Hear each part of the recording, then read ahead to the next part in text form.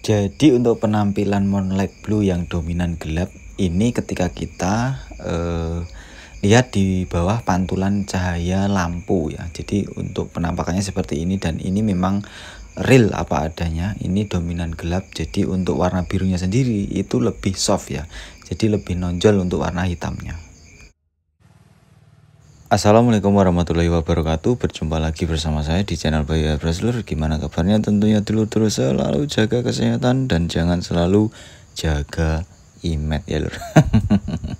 Di awal video tadi itu adalah penampakan dari Moonlight Blue yang sesungguhnya untuk dominan hitam ya. Kalau di bawah lampu neon. Nah, di sini supaya teman-teman yang baru bergabung biar penjelasannya itu nyambung, lebih baik lihat untuk video yang terdahulu. Jadi untuk penjelasannya supaya nyambung ke sini ya. Nah, untuk sesi ini kita mau amplas di bagian clear coat yang kita aplikasikan kemarin. Ini sebenarnya media udah jadi kalau memang tangki ini atau panel ini itu dalam kondisi misalnya cat polos ya. Tapi kalau saya pribadi, jika saya menggunakan cat yang jenisnya poliuretan, itu biasanya saya kunci dulu dengan clear, baru saya buat untuk sesi grafis. Nah, sebelum pembuatan grafis itu biasanya saya amplas terdahulu.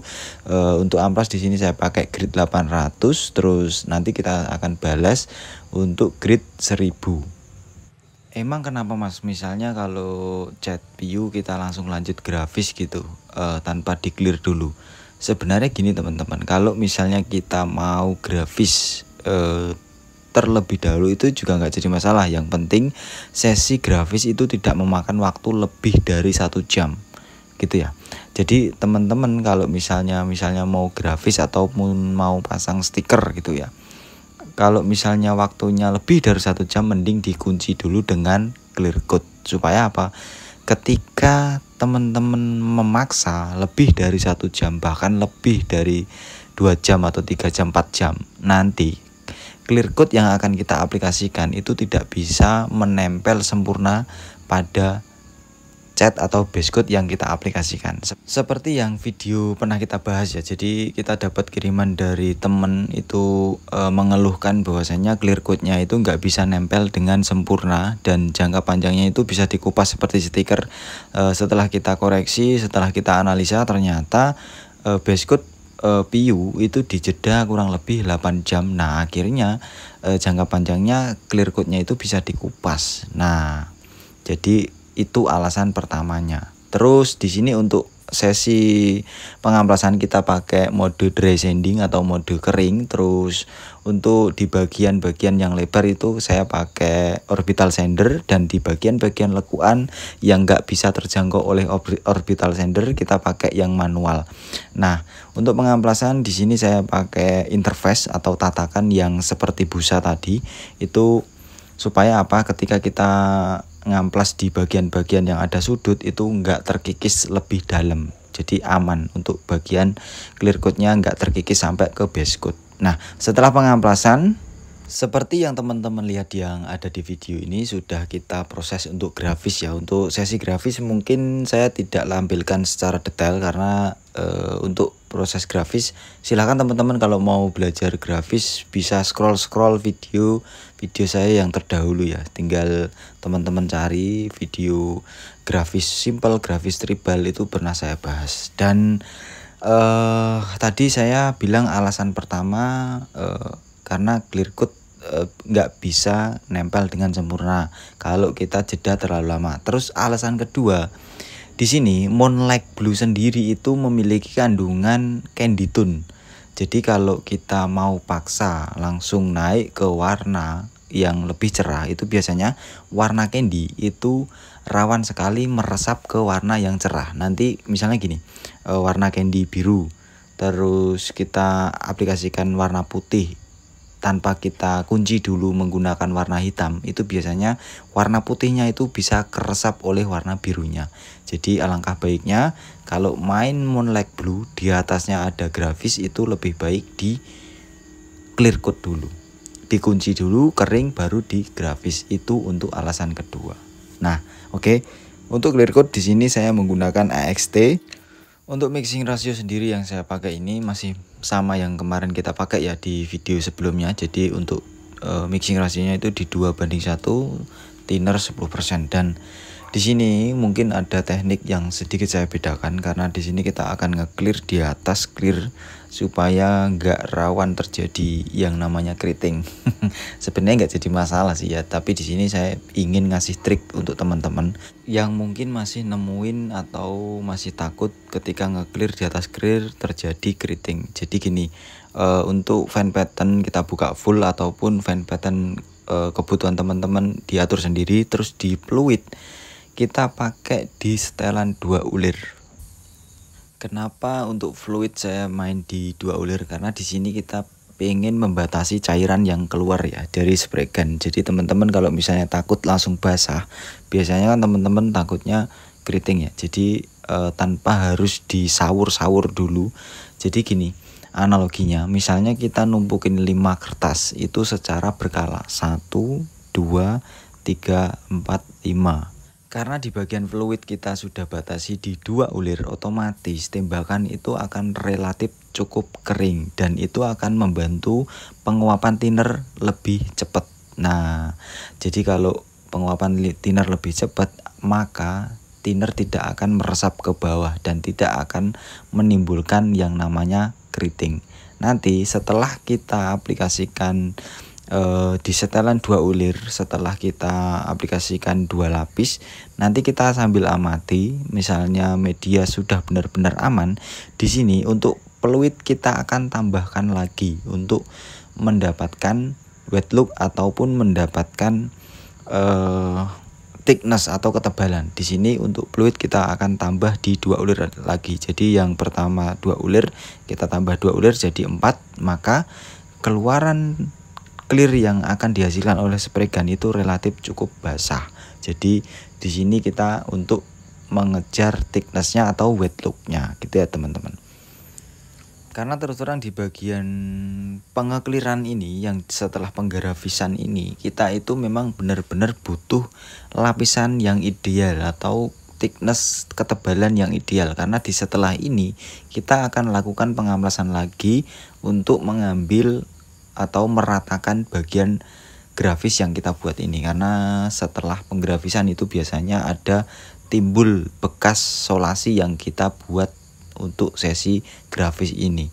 Karena kalau saya main airbrush atau main grafis itu kalau diraba itu benar-benar memang harus halus dan lurus ya. Jadi nggak ada rasa timbul-timbulnya. Jadi di sini kita memang untuk perfect di bagian grafis ini supaya ketika diraba sama yang punya ataupun orang lain itu nggak ada yang namanya oh kok masih timbul ya mas, oh gitu. Jadi di sini kita pengennya grafis itu benar-benar selevel dengan clear coat. Jadi pas diraba itu benar-benar lurus.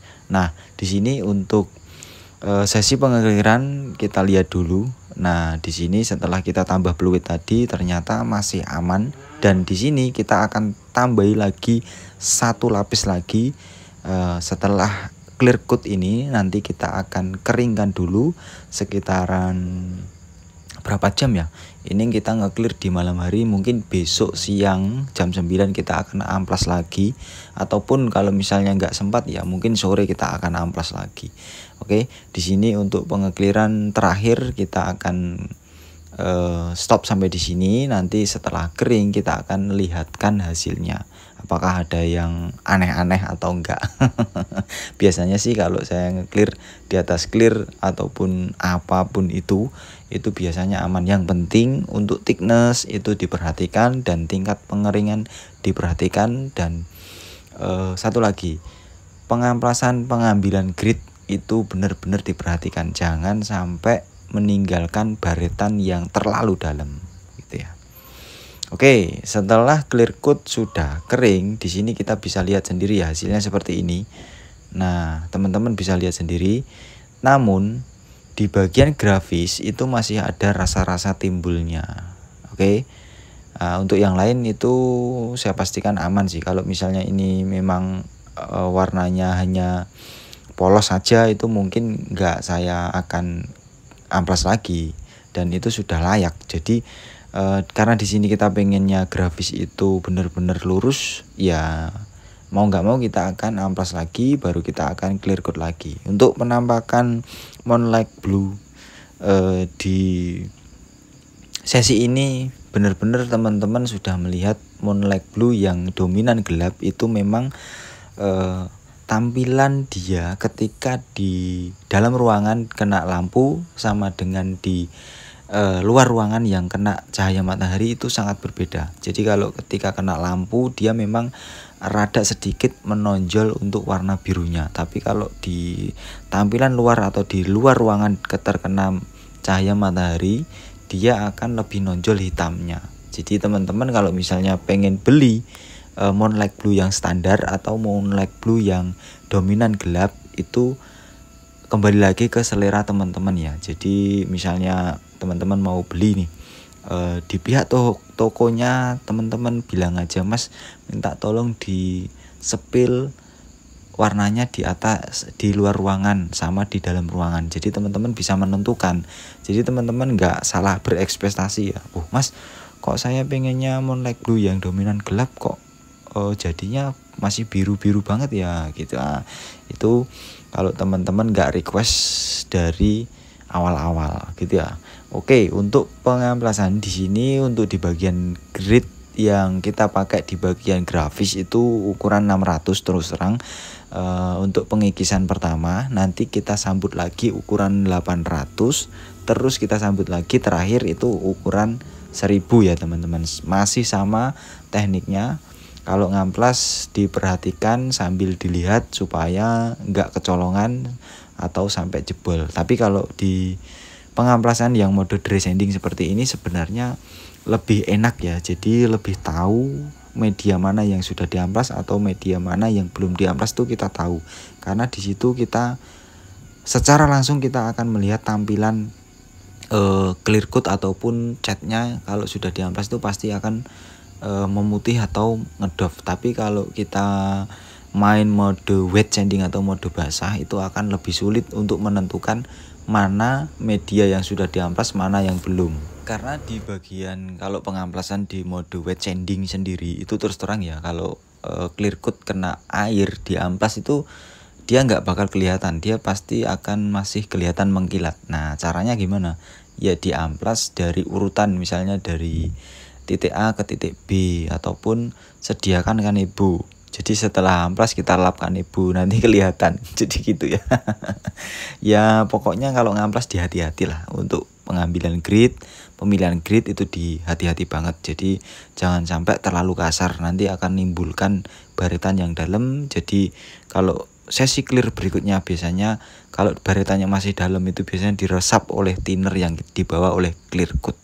Jadi rawan untuk terjadi yang namanya keriting. Oke, setelah ini kita lakukan clear coat. Di sini mungkin ada sedikit berbeda. Yang biasanya kita pakai dari kemarin kita pakai di 10% thinner, di sini kita rubah untuk mixing rasionya di 2:1. Untuk thinner kita kurangi 5%. Jadi thinner yang 10% kita kurangi di 5%. Kenapa begitu Mas?